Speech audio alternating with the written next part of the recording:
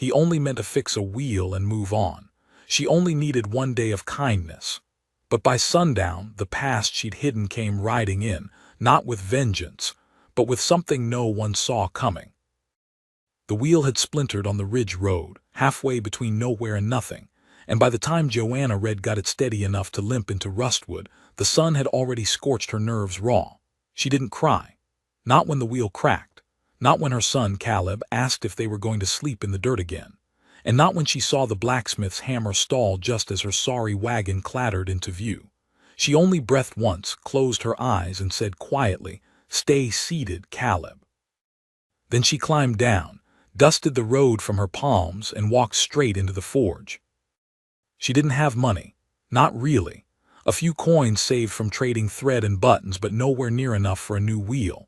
Just enough to maybe bribe someone into a patch job if they weren't particular about quality. She held her breath when the blacksmith turned fully toward her, tall, sweat-matted shirt stuck to his chest, soot on his arms, and the kind of stare that didn't flinch easy. "Wheel," she said simply. "Split bad. Can't go on." The man didn't speak at first, just wiped his brow and looked past her to the boy sitting patiently in the broken wagon. Then finally he said, "You Joanna Red?" She froze. He said it like a question, but not the kind that needed answering. Slowly, she nodded. The blacksmith didn't smile. He just grunted, walked past her to the busted wheel, and crouched. He studied the split, ran a hand along the damage, and tapped the hub once. "Ain't the first time it's cracked." "No," Joanna admitted. "I tried fixing it myself. Held up longer than it should have then." He stood again, brushing sawdust from his hands. "I'll fix it. You can pay later." "I don't have later," Joanna said softly, her fingers tightening around the threadbare strap of her satchel. "And I didn't come here to beg." "You didn't," he said, turning back to the forge. "You came to get a wheel fixed." Then he added, without turning around, "Name S. Eli Garner. Won't take long."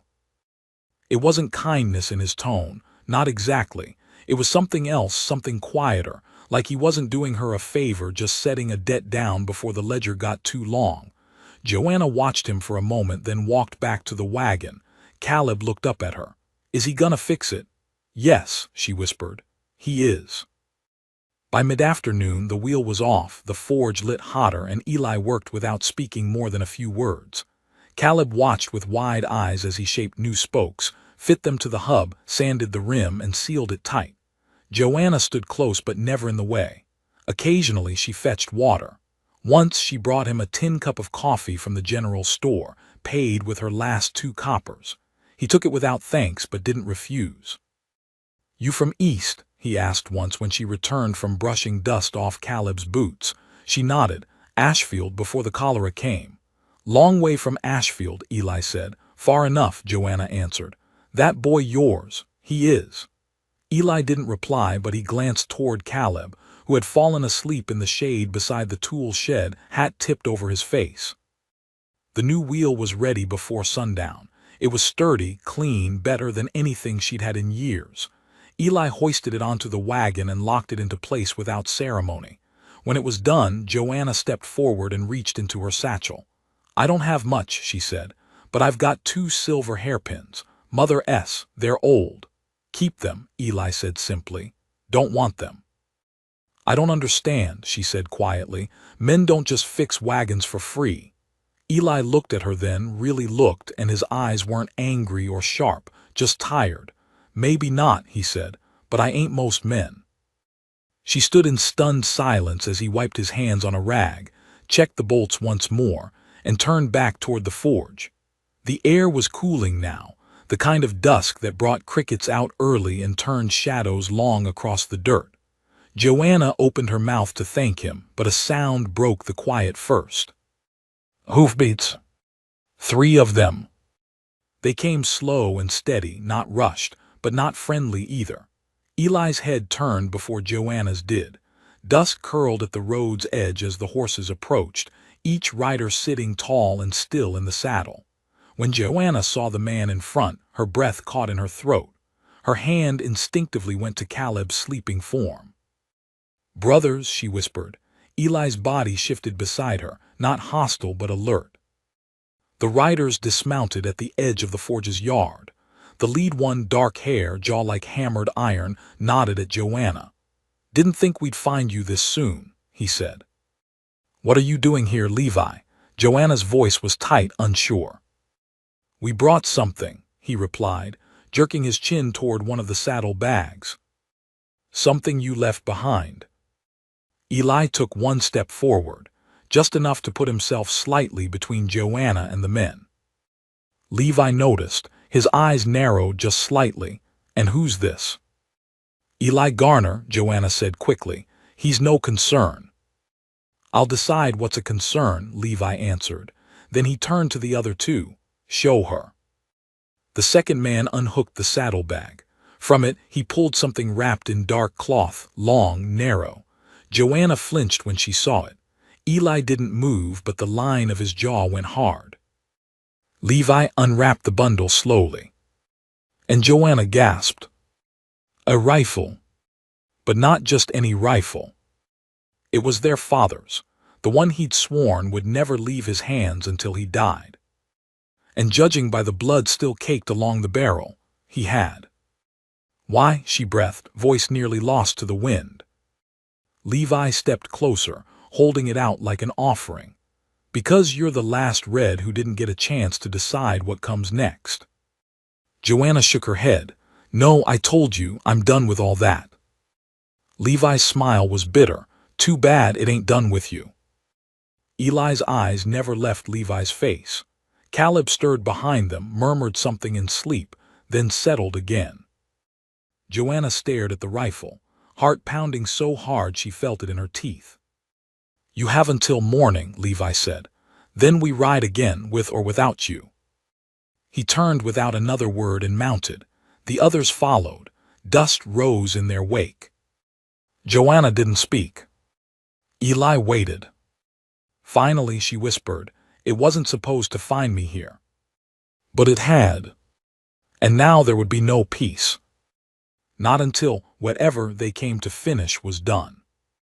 The dust hadn't settled by the time Joanna picked up the rifle. Her fingers barely brushed the metal before she drew back like it burned. Eli didn't say a word. He didn't move, didn't reach for it, didn't ask. He just stood still while the weight of 3 men's arrival and 1 man's death sat heavy in the forge yard. Finally, she knelt, wrapped the weapon in the cloth again, and slid it under the wagon bench. Caleb was still asleep. He hadn't seen. That was a mercy. "They're not just your brothers," Eli said, voice low after too long a silence. "Are they?" Joanna straightened slowly. She didn't answer, not directly. "They were gone when Mother died, didn't come to the funeral, didn't even write. But now," she swallowed, "now they bring our father's blood-stained gun like a gift." Eli didn't press. He only nodded, like he understood the language of people trying not to fall apart.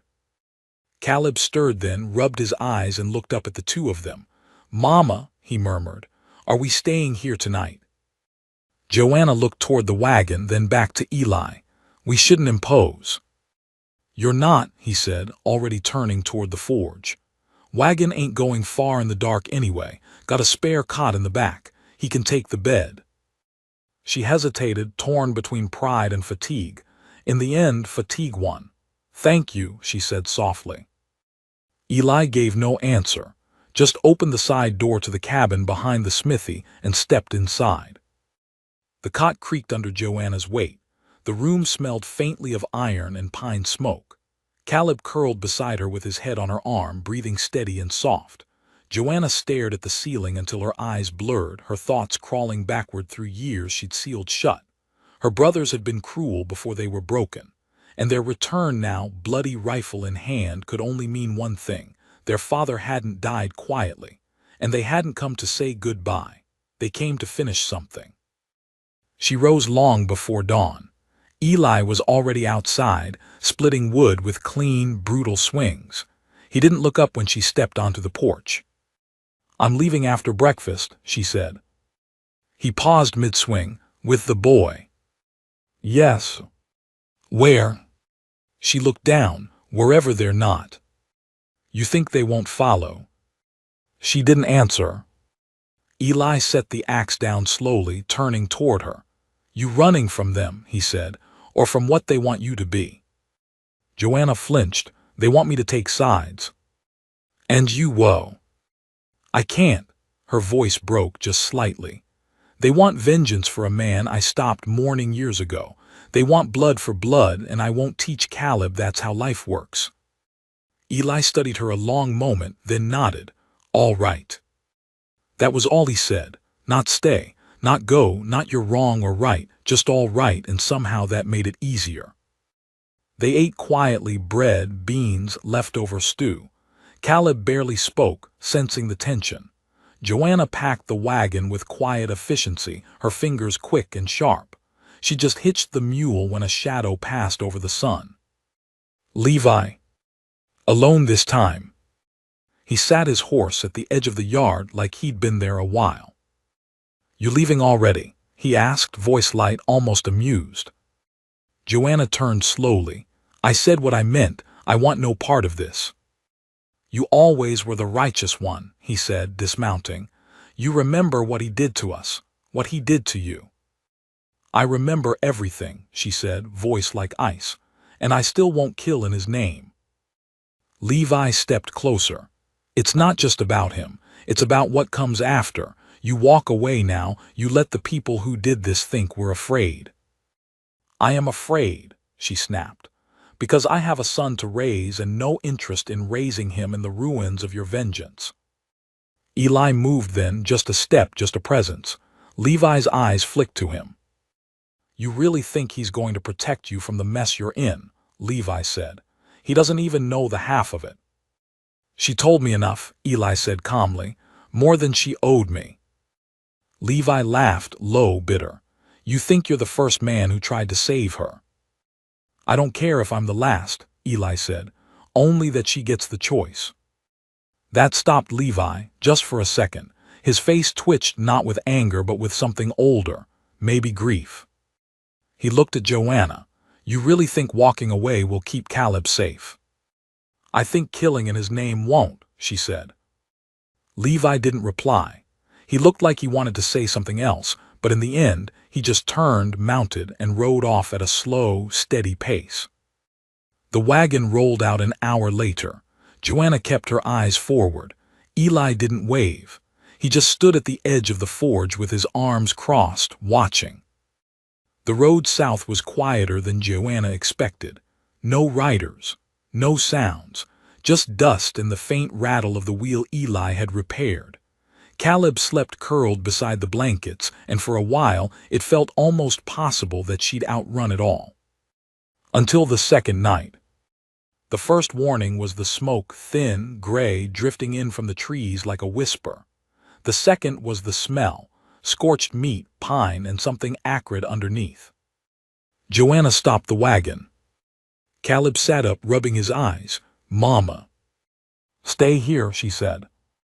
She stepped into the trees and walked toward the smoke. 10 paces in, her stomach turned. A wagon burned down to its axles, 2 bodies, one large, one smaller. Not her brother's, but someone else's. Pinned to the side of a blackened tree was a note. In ash-darkened ink. They were warned. Joanna stumbled back to the wagon, her skin crawling. They weren't following her. They were sending messages. She turned the wagon around. Caleb clung to her arm. Mama, what's wrong? She couldn't lie, not now. We're going back. To the man with the hammer. Yes. Is it because of the bad people? Yes.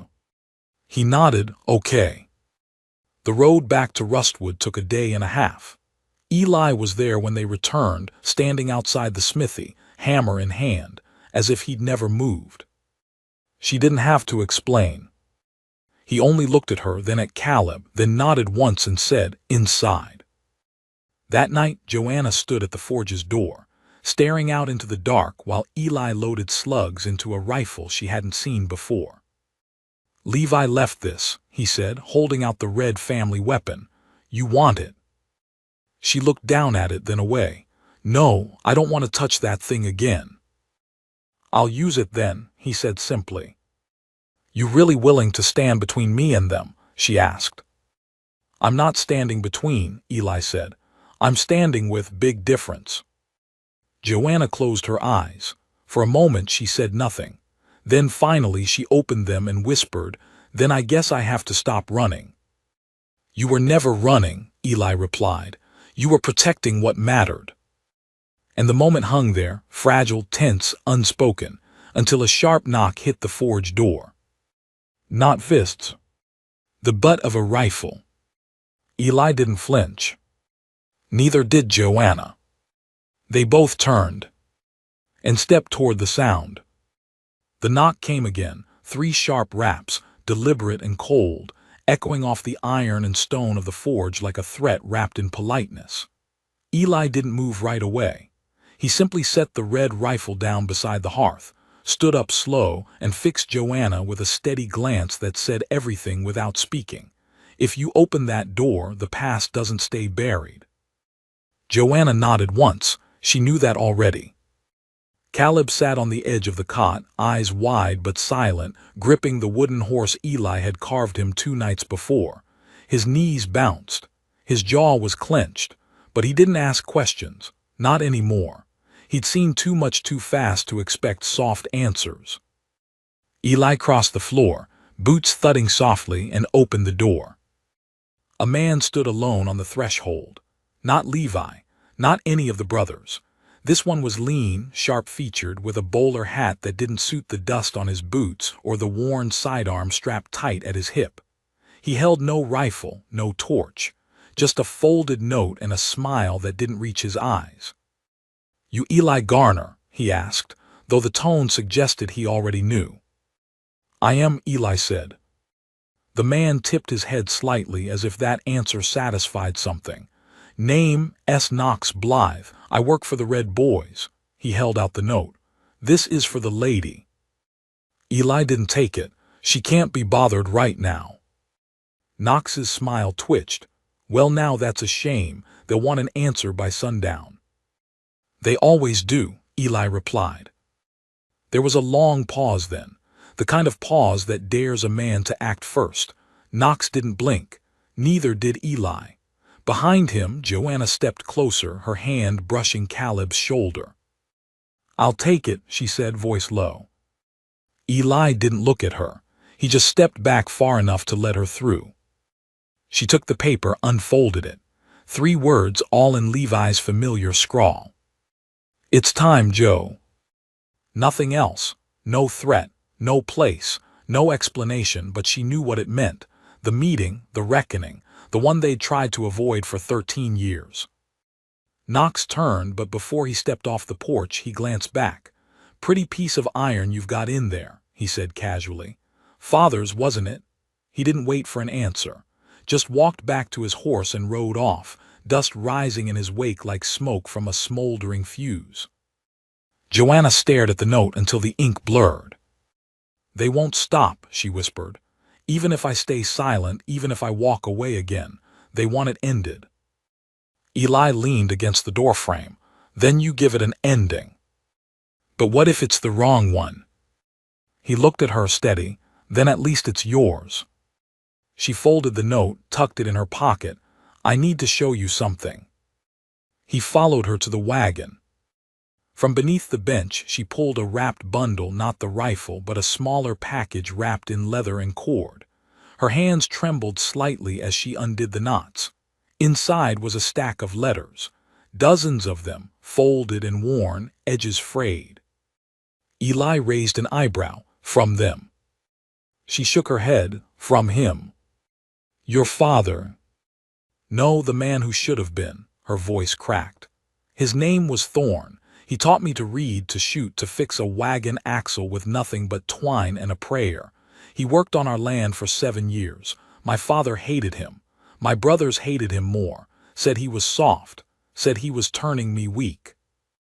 Eli said nothing. He just waited. "He left after they beat him nearly to death in the woods behind our homestead. No one talked about it. No one apologized. He left and I never saw him again. But he wrote. Every month, until the year Caleb was born." "You think they did something to him?" "I know they did." Her voice was steel now. And I think the only reason they're here now, bringing back Father's rifle like it's some twisted family heirloom, is because they want to bury what they did to both men." Eli crouched beside the wagon. "And what do you want?"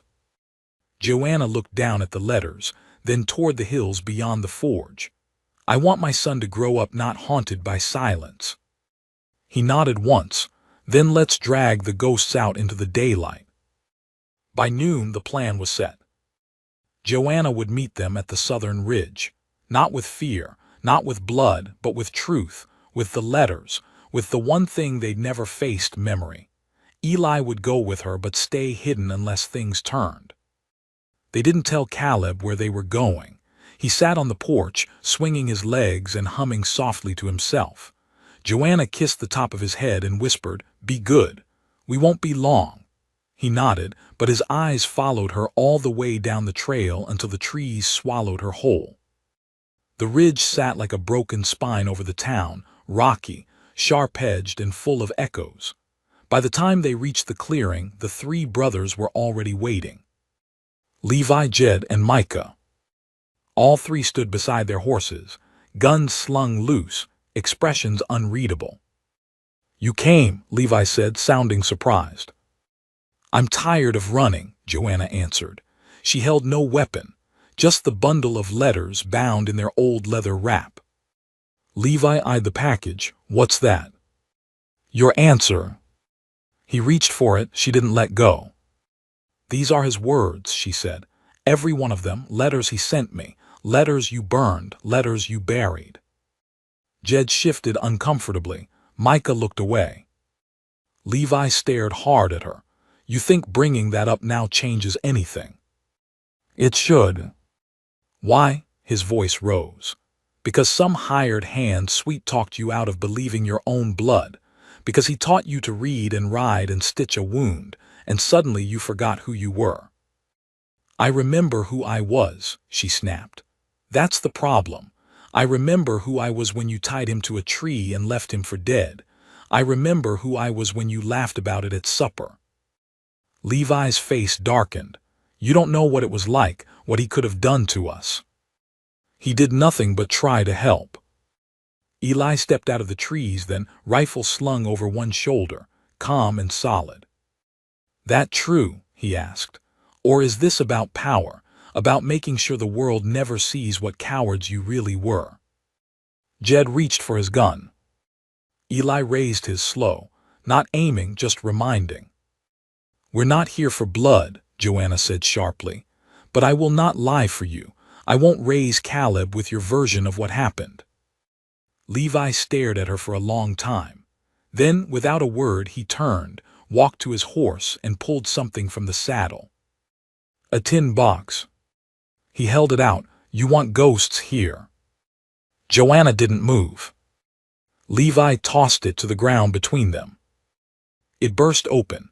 Inside, a handful of scorch papers, letters, the rest of Thorne's words, burned but not gone. "We kept some," Levi said. "Didn't know why. Maybe we thought we'd need them." Joanna crouched slowly, picking one up. The ink was faded, the edges singed, but she could still read the first line. "Joe, if you're reading this, it means they didn't win." She looked up at her brothers, something breaking open in her chest. "You can keep pretending you're right," she said softly, "but I won't, not anymore." Then she stood, turned, and walked back toward Eli. The sun dipped low behind the ridge. No one fired a shot. No one spoke again. The silence was louder than any gun. And as they walked back toward the forge, Joanna felt it for the first time in years, not safety, not peace, but something close. Joyce. The box sat untouched on the forge table all through the night. Joanna didn't open it again. She didn't need to. She'd seen enough. Thorne's words, burnt, broken, surviving anyway, weren't just paper to her. They were witness. And sometimes bearing witness was enough. But Eli knew she hadn't really slept. He could tell by the way her hands moved the next morning, sharp, precise, never pausing longer than they had to. She swept the forge, scrubbed pots that didn't need scrubbing, restacked firewood he'd already stacked clean. Caleb helped, quieter than usual, watching his mother like he could feel something had cracked inside her and was trying to guess what would come through. Late morning brought no riders, no notes, no demands. Just wind through the trees and a blue sky that made everything below feel like it was waiting for something. "Storm's not coming," Eli said, watching her from the doorway, "but you're acting like it is." Joanna didn't look up. "Something's coming." He waited a moment, then stepped aside as she passed with the broom. "You're thinking about leaving again." She paused mid-sweep. "It's crossed my mind." "You think it'll fix something?" She leaned on the broom handle and stared at the forge's brick wall. "I think it'll keep Caleb away from the things I've dragged behind me too long." Eli crossed his arms. "You're not dragging them, they came looking." "That's worse. You said you were tired of running." "I am," she snapped, "but there's a difference between standing still and waiting to get shot." Eli said nothing for a while. Then, with the same quiet steadiness he always carried, he replied, "Maybe. But there's also a difference between running and building a life somewhere they can't tear it down." She looked up then, and for just a breath the fight in her eyes flickered. "Don't build it in ash," he said. "Build it where the fire didn't reach." The forge stayed quiet the rest of the day. It wasn't until sundown that the next knock came, not sharp like Knox's, not lazy like Levi's. This one was hesitant, 2 soft raps, then silence. Joanna opened it. Micah stood there. Alone. He looked younger than he had before, like someone had peeled off the layers of swagger and brotherly cruelty and left behind a man who wasn't sure where he stood anymore. "I came to talk," he said. Eli moved behind Joanna, not threatening, just present. Micah glanced at him, then back to her. "Alone, if that's all right." She didn't respond at first. Then, finally, she stepped outside and shut the door behind her. They walked to the wagon, same one she'd driven into town, same one Thorne once helped her rebuild in a different life. Micah didn't look at her when he spoke. "I didn't know they kept the letters. I didn't know he wrote all that." "You were there when they tied him up." "I was 16. "You were old enough to help," she said. "I didn't help," he shot back. "I didn't stop it either, I know that, but I didn't lay a hand on him." "That makes it better?" she asked. "No," he said, "it just makes it true." They stood in silence for a while, the wind kicking dust around their feet. Then Micah reached into his coat pocket and pulled out a folded square of paper. He handed it to her. Joanna opened it slowly. Not a letter this time, a birth record. "Caleb S." Her throat closed. "You lied," Micah said, not cruelly, just stating the obvious. "We thought he was Thorne S." She folded the paper again tight. "He's not." Micah looked at her. "Then why lie?" "Because it was easier than explaining he wasn't yours either, that he was Levi's, that he wasn't anyone's to claim or curse." "You don't owe me an answer," he said, "but you owe him the truth." She nodded, folding the paper once more, tucking it into her pocket. "Is Levi planning something?" she asked quietly. Micah hesitated. "He wants to go back." "To the homestead." "To where it ended, to where it started. He thinks if we bury the old man, say something over the bones, it'll make it right." "Will it?" Micah shrugged. "I don't know, but I think he's going to do it whether you come or not." Joanna stepped back. "Thanks for the warning." "That's not why I came," he said. "Then why?" "To say I'm sorry." It hit her harder than she expected. She watched him ride away under the dying light, dust rising soft behind him. That night she told Caleb the truth. Not all of it, not the dark parts, but enough. That he had family who'd done wrong and that he wasn't responsible for their sins. That he had the right to grow into himself without shadows dragging behind. Caleb didn't say much, but he leaned into her and whispered, I don't care where I came from. I care where we're going. The next morning, Joanna and Eli packed the wagon again. Not to run, not this time. To ride north. To the place where it started. Where the old house still stood. Boarded windows, scorched porch, and the graveyard behind it where no names were carved, only memories buried. They reached the edge of the property just before sundown. The Red brothers were already there. 3 horses tied loosely to a rusted fence, a shovel in Levi's hand, the grave halfway dug. He didn't look up as they approached. "You came," he said. Joanna stepped down, only because I wanted over. "It is over," Levi said. "He's dead." "That's not the part that's unfinished." Levi didn't answer. Eli stayed close, his rifle strapped but quiet. He watched the 3 men closely.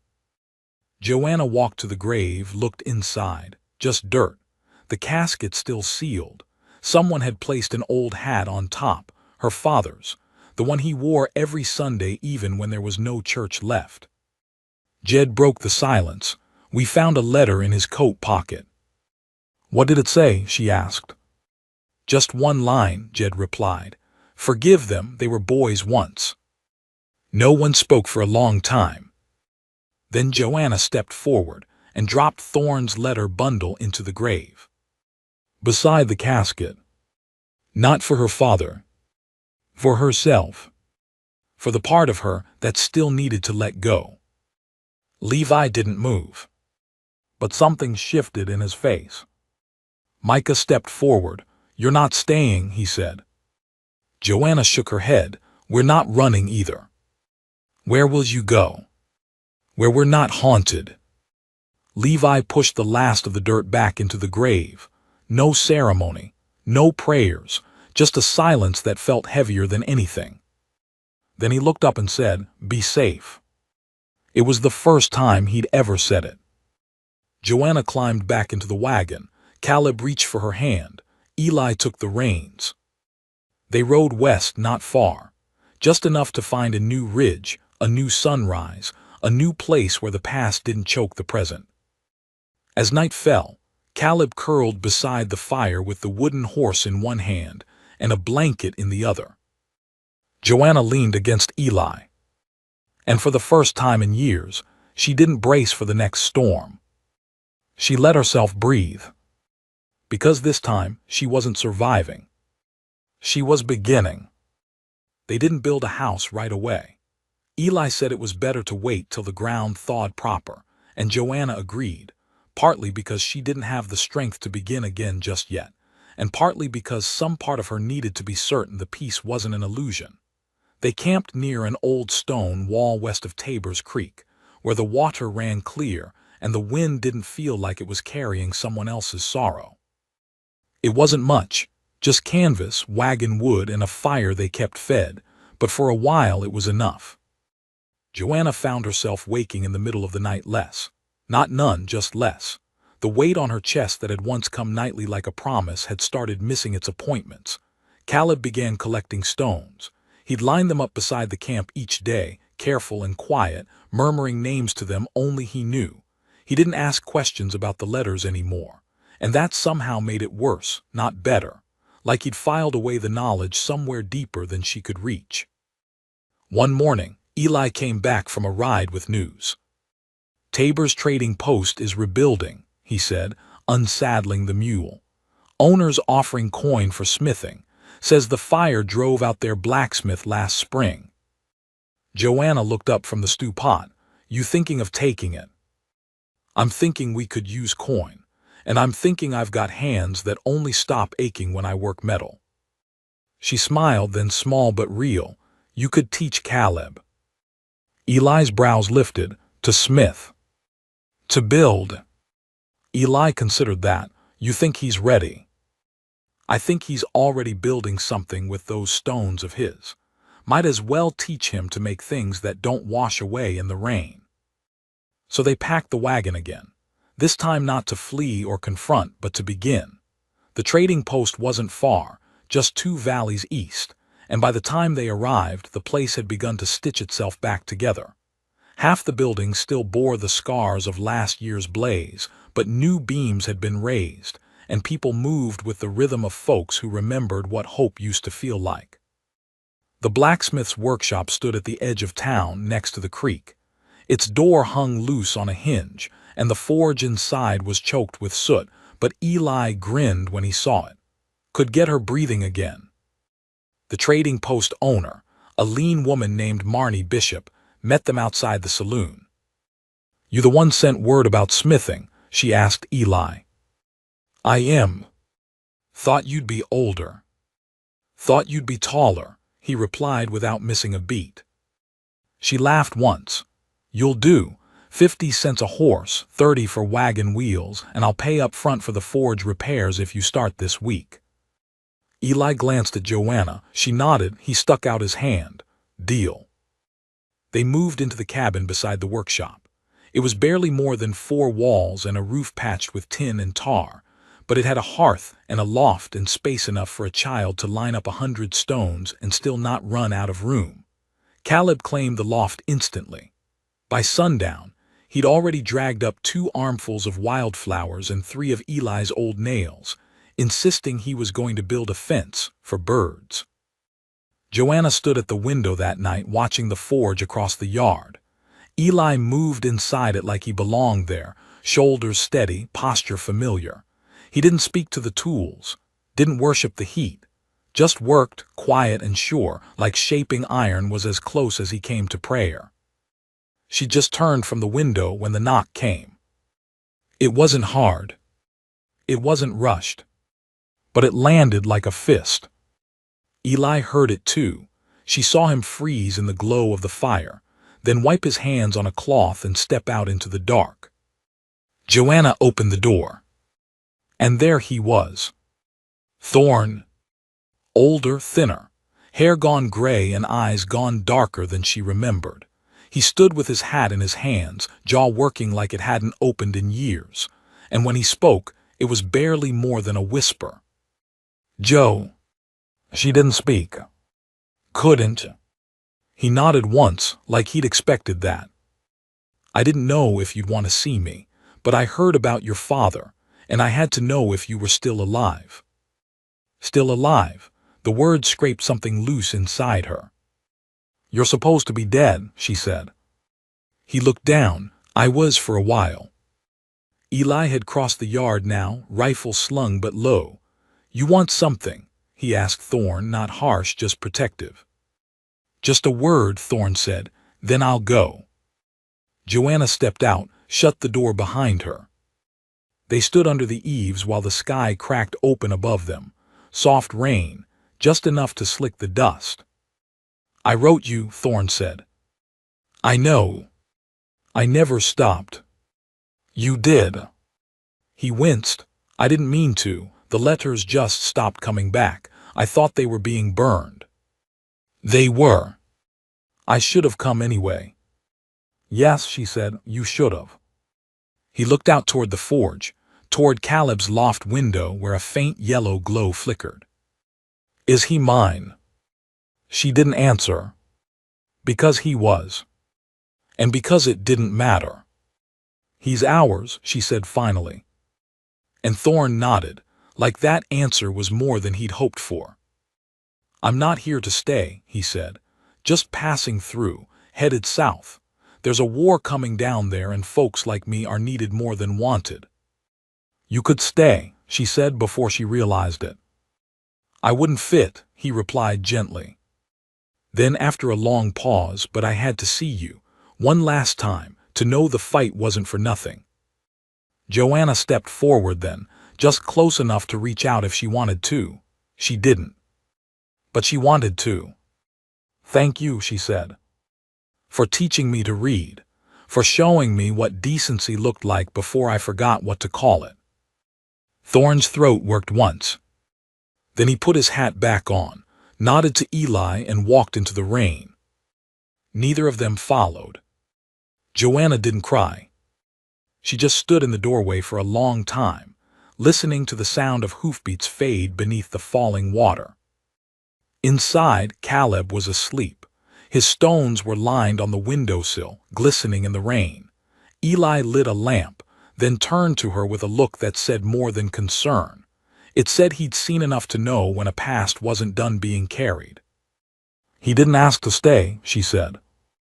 "I know. And I didn't ask him to. I know that too." She turned to face him, "But it still hurts." Eli stepped closer, nodded once and said, "I know." She let herself be held then, not because she was weak, but because the strong needed anchors too. Days passed. The forge came alive. People brought horses, wheels, tools rusted half to hell. Eli fixed them all. Joanna started helping, at first with books and ledgers, then with hands. She'd grown up learning to grip a wrench like a weapon, and some part of that returned easy. Caleb asked for nails, then for rope, then for a hammer just my size. Eli made him one, and the boy beamed like it was gold. They were making something. Maybe not forever, but for now. And then 1 week after Thorne left, a stranger arrived. He came into town like he owned it, dressed like money, moved like fire. His horse was black as pitch, his eyes worse. Marnie called him Braddock. Said he was buying up land between Tabor and Rossfield. Said he was building something. Eli watched the man from the forge window and felt the old weight return to his spine. Joanna didn't trust him, not from the moment he smiled with those 2 white teeth and said he liked her eyes. Braddock asked questions about Eli, about where Joanna had come from, about the boy. Too many questions. Too calm. Too kind. And one night, when the forge had gone quiet and the moon hung low over the creek, someone left a note on the workshop door. No name. Just a question. Does the boy know the truth? Joanna crumpled it in her fist. Eli lit a lantern, and the wind outside turned sharp. Because peace, like spring, was never permanent in a place like this. The note stayed in her apron pocket all night. Joanna didn't show it to Eli until the sun broke through the trees, and even then she hesitated before handing it over. It was a small scrap, folded twice, with those 6 words scrawled in tight, deliberate hand. Does the boy know the truth? There was no signature, no symbol, just the question and the silence that had followed it, hanging over the forge like a fog that wouldn't lift. Eli read it once, jaw tight, then again, slower, then set it down on the forge table like it might burn through the wood if he held it too long. He's not asking for truth, Eli said quietly. He's asking how much he can use.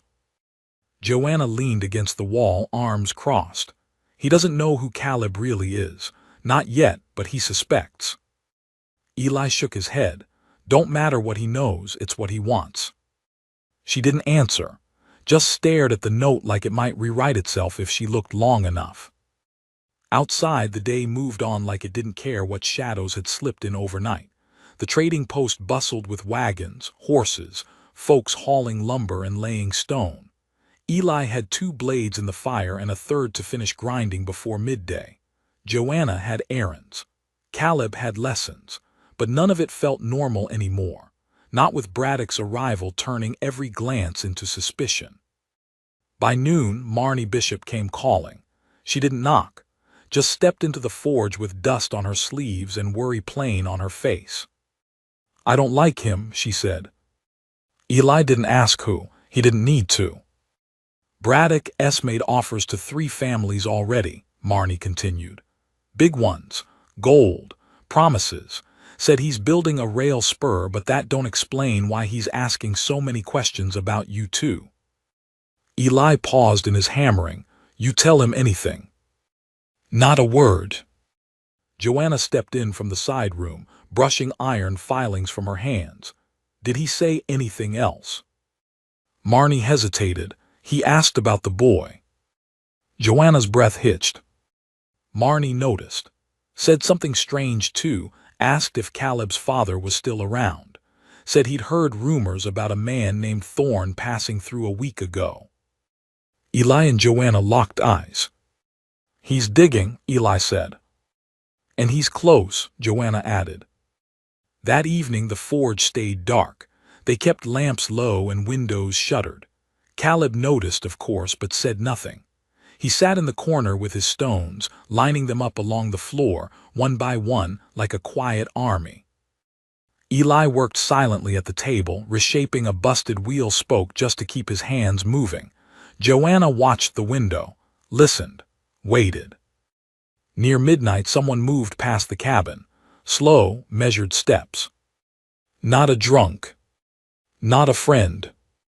Eli was up in an instant, rifle in hand. The window cracked just enough to catch the edge of movement.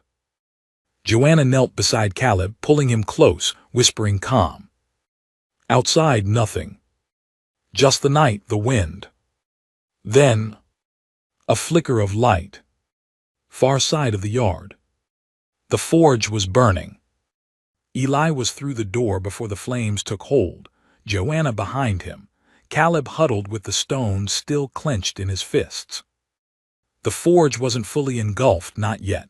Just smoke, oily and sharp, curling from the kindling stack. Eli beat it down with the old canvas tarp, smothering the worst of it, coughing hard. Joanna brought water from the rain barrel, dousing coals and blackening what tools she could. It wasn't an accident. The door had been wedged open. Oil had been poured across the floor. A warning. Not meant to kill. Just to scare. It worked. By dawn the forge was gutted, not destroyed but wounded. Half the tools were melted or cracked. The table was ash. The roof sagged from heat. Marnie came again, this time with a pistol on her belt. I can go to the sheriff, she offered. But Braddock's got connections. Half the deputies owe him coin. Eli didn't say anything. He was already pulling warped iron from the wreckage, setting aside anything salvageable. Joanna sat with Caleb beneath the old ash tree, holding his hands in hers. He didn't speak, just stared at the blackened forge and asked, very quietly, "Did I do something wrong?" She shook her head, heart cracking. "No, baby, not one thing." That night they didn't sleep.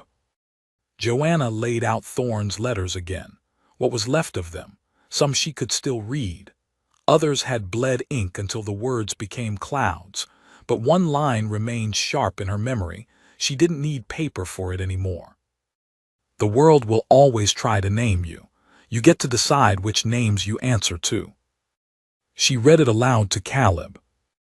He listened, then nodded. I want to be Caleb Cooper. She blinked. You already are. No, he said, really. And she understood. Not Caleb Red, not Caleb Thorne. Just himself. Eli returned late from the trading post. He'd found something, scraps of iron, old forge tools, even a new grindstone. Folks had donated what they could, not out of pity, out of spite for Braddock. They didn't like what he stood for. He's buying fear, Eli said, dropping the tools onto the table. But fear don't hold forever, not here. Then what does? Joanna asked. Eli met her gaze, fire. She raised an eyebrow. He nodded toward the charred forge. We rebuild right there, bigger, stronger, let him watch. The next 3 days were work like Joanna hadn't done in years. Sweat, steel, and stubborn will. She helped lay new brick, rehang the bellows, restack the fuel. Caleb fetched nails, handed tools, kept silent vigil with his stones. Marnie brought food. Other traders pitched in. By the end of the week, the forge stood tall again, blacker than before but not broken. And on the 4th day, Braddock returned. He came on foot this time, alone. Hat in hand. Smile on. Joanna was at the anvil when he stepped into the yard. She didn't stop swinging. Eli emerged from the shop, rag in one hand, rifle in the other. Braddock raised both palms, not here to cause trouble. Eli did lower the gun. I underestimated you folks, Braddock continued. Didn't think a burned forge would light such a fire. Joanna slammed the hammer down hard enough to split the silence. Braddock flinched. You think you've won something, he said, but this town forgets fast. Let it, Joanna said. We're not staying because it remembers. Braddock's eyes narrowed. Then why are you staying? Eli stepped forward. Because people like you expect us to run. For a long moment, Braddock said nothing. Then he smiled, cold, thin. Well, he said, turning, we'll see how long your luck holds. He walked away. Didn't look back. Joanna didn't relax until dusk. That night they sat around the fire behind the forge, Joanna, Eli, Caleb, Marnie, and 2 others from the post. There was no feast, no speeches. Just stew and warm bread and a kind of quiet peace that felt earned. Caleb laid out his stones again. Only this time, he didn't line them up like soldiers. He built something with them, a house, a tiny forge, a tree. Eli watched, eyes soft. Joanna whispered, you ever think we'd get this far? Eli shook his head, but I always hoped. She leaned against him. And for the first time since Bitter Hollow, she smiled without weight. But across the creek, beneath the shadowed trees, a match flared in the dark. And someone watched them. Waiting. By morning, the creek was running higher than it had in weeks. Rain had come overnight, soft but steady, soaking into the cracked earth and feeding the roots that clung to the banks like quiet survivors. The forge held through it, smoke rising strong as ever from the chimney, and Eli stood with his sleeves rolled past the elbow, working steel like it was the only thing that could keep his mind from turning. Joanna watched him from the cabin window, brushing Caleb's hair with one hand, the other resting on the birth record tucked into her apron pocket. She hadn't told Eli yet. Not because she didn't trust him, but because the more she thought about that single sentence, does the boy know the truth, the more she realized she didn't fully know it herself. Not all of it. Not the way it lived in her son's blood or how it might twist if ever spoken wrong. Names had weight, and in her life, the truth had often carried the heaviest names of all. Caleb sat quiet at the hearth, carving a crooked little tree from one of his stones. He didn't hum like usual, didn't speak. Just scraped and scraped with a stolen file, as though turning rock into branches might make sense of everything he'd heard lately and everything he hadn't. Joanna knelt beside him, wrapping her arms around his shoulders. You feel safe? She asked softly. Caleb nodded without looking up, safer than before. She smiled against his hair. Then that's enough for now. But safety, like everything else that mattered, had a short half-life in a land where dust carried rumors and greed moved faster than mail. That morning, a rider came, dust-covered, wide-eyed, and bearing a letter with a seal neither Joanna nor Eli recognized. It wasn't local, not even close. The man handed it over without a word and rode off again before questions could stick. Joanna unfolded the paper, scanning the tight cursive that sprawled across the page like it had been written in a hurry. Her hands trembled by the end. Eli stepped beside her, brow furrowed. What is it? She handed it to him. The letter was from a man in Junction Ridge. A lawyer. Said his name was Hollis Granger. Said Joanna's name had come up in the execution of a will tied to a man recently deceased, Orson Crowley. She blinked. Crowley, she murmured. Eli turned the letter over. You know him. She shook her head. Only the name. My mother used to mention it. Said he owned half the territory before the war. Well, Eli said, he's dead, and apparently he left something to you. The letter invited her to come retrieve it, nothing else. No details. Just an address. And a time. 2 days from now. No mention of Caleb, Eli asked. No. Eli's jaw tightened. Could be a trap. It could. You thinking of going? I have to, she said. If someone's using my name, I need to know why. Eli glanced toward the forge. I'll go with you. No, she said. You stay with Caleb. He opened his mouth to argue, but stopped when he saw her eyes. This wasn't about courage. It wasn't even about curiosity. It was about unfinished roots, something that had been buried long before Eli ever held a hammer in her yard. So she packed light, left the birth record behind, tucked safe beneath Caleb's quilt. Marnie drove her halfway to the next station, and from there she rode a hired buggy into Junction Ridge. It was bigger than she remembered, stone buildings and chimneys belching coal smoke, children darting between wagons and every face unfamiliar. But the address was easy to find. A law office near the western edge. Inside, Holly's Granger stood waiting. Round glasses, a wide mustache, and a ledger that looked like it had survived more fires than any person had a right to. "Mrs. Cooper," he said, "I wasn't sure you'd come." "You said I was named in a will," she said, stepping inside. He nodded, motioning to a chair. "From Orson Crowley. He died 3 weeks ago. No family, no children, just assets, and a list. A list of people he owed." She stilled, "And I'm on it." Granger handed her a sheet. Not many names, but hers was second from the top. Next to it, one debt unpaid, land to be given. Joanna stared. "What land?" Granger walked to a cabinet, pulled a rolled map, and laid it on the table. She leaned over it, traced her finger along the border he'd circled in red. Her heart stopped. It was their land. The land beside the forge, the ash tree, the ridge above the creek. Every step she'd taken since fleeing Bitter Hollow sat inside that red line. "He owned it," she whispered. "He did," Granger replied. "Leased it out without ever registering. No taxes, no claims, but it's yours now, legal and proper." She sat back, stunned. "Why would he give it to me?" Granger folded the paper. "Because, from what I can tell, your mother once saved his life, pulled him from a river after a train wreck. He promised her something in return. Apparently this was it." Joanna didn't know what to say. "Will you accept it?" he asked. She looked at the deed, at her name scrawled beside the seal. "I will." By nightfall, she was on the road back to Tabor's Creek. Eli met her halfway.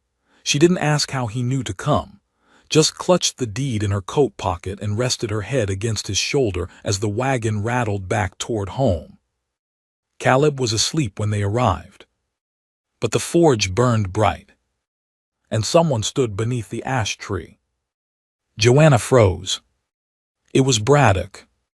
It was Thorne. It was a boy, 16, maybe 17, hat pulled low, rifle slung awkwardly across his back like he didn't quite know how to carry it. She stepped closer. "Can I help you?" The boy turned, and everything in Joanna stilled. Because he looked like someone she once knew. Not a face she could name, but a feeling. He held out a letter. "I was told to bring this to you," he said, "from someone who couldn't." She took it, unfolded it slowly, recognized the handwriting. Thorne S. The letter was dated a week prior. He'd written it after leaving. Said he was heading south. Said he'd run into a boy on the road who reminded him of himself. Said he gave him a new name, a new chance. Told him to ride north, find the woman in Tabor's Creek and tell her this. "You never owed me anything, but I owed you peace. I hope I found a way to give you that." Joanna lowered the letter. The boy stood silent, watching her like he didn't know what he was to her yet. Eli stepped beside her. "Who are you?" Joanna asked gently. The boy hesitated, then said, "He called me Ash." She nodded slowly. "Are you hungry?" He blinked. "Yeah." Eli motioned him toward the cabin. "Come on then." And they walked in together. That night, Joanna sat beside the fire with both boys asleep on the floor. Eli's coat draped over Caleb. Ash curled near the hearth like he didn't trust heat yet but wanted to. She pulled the deed from her pocket, unrolled it, and in the corner, in ink too fine to be coincidence, she saw a signature she hadn't noticed before. Thorn. He hadn't just written letters. He'd made sure this land would be hers. Made sure her future wasn't borrowed. She leaned into Eli's shoulder. He looked down, at the deed. She nodded, it's ours. He kissed her forehead. Then we build. But outside, beneath the ridge, two figures sat on horseback. Watching. Waiting. One wore a coat darker than pitch. The other lit a match with his thumb. And the wind shifted. By morning, silence blanketed Tabor's Creek in a way that felt like warning. Not peaceful, too still. The creek whispered. The forge hissed. But something in the wind said eyes were watching. Joanna stood on the porch, Caleb inside, Eli sharpening blades without saying a word. And Ash sat out front, clutching Thorn's knife like it knew more about what was coming than he did. They didn't have to wait long. Braddock returned by noon. He didn't sneak this time. He came with a marshal, 2 new riders, and a rolled document claiming ownership of the land. Said Crowley had filed it before he died. Said Joanna had 2 days to clear out or face legal action. Joanna held up her own deed, signed, sealed, witnessed. The marshal barely looked. You'll need a court to sort that. Eli didn't flinch, and if we don't wait, you'll lose everything, Braddock said smoothly. That night, Joanna rode out with Marnie to Fort Benedict. The law wasn't always on the right side, but paper still held power if you found the right hands to press it. They came back 2 days later with more than a lawyer. They brought proof. Crowley's old deed was void, revoked for fraud 6 months before he died. Braddock's claim collapsed on paper before it ever had a chance to build in stone. But he didn't back off. He came one last time, not with words, with men. Guns across saddles. Joanna stood on the porch with Eli and the boys behind her. You lost, she said, on paper, in truth, and in every way that matters. Braddock dismounted anyway. But Ash stepped forward, Thorn's rifle leveled and steady. Try it, the boy said. Braddock paused. Saw Eli behind him, Marnie beside him, a town standing tall where he thought only one widow lived. He turned without a word. And never came back. Months passed. Caleb learned to carve again. Ash built a cot in the loft and stopped calling himself, just passing through. Joanna married Eli beneath the ash tree. And in the cabin, above the hearth, the deed hung nailed to the wall, Thorn's signature in the corner like a final whisper that still held. The forge burned steady. The land stayed theirs. And the family they'd made, scarred and stitched together, never broke again.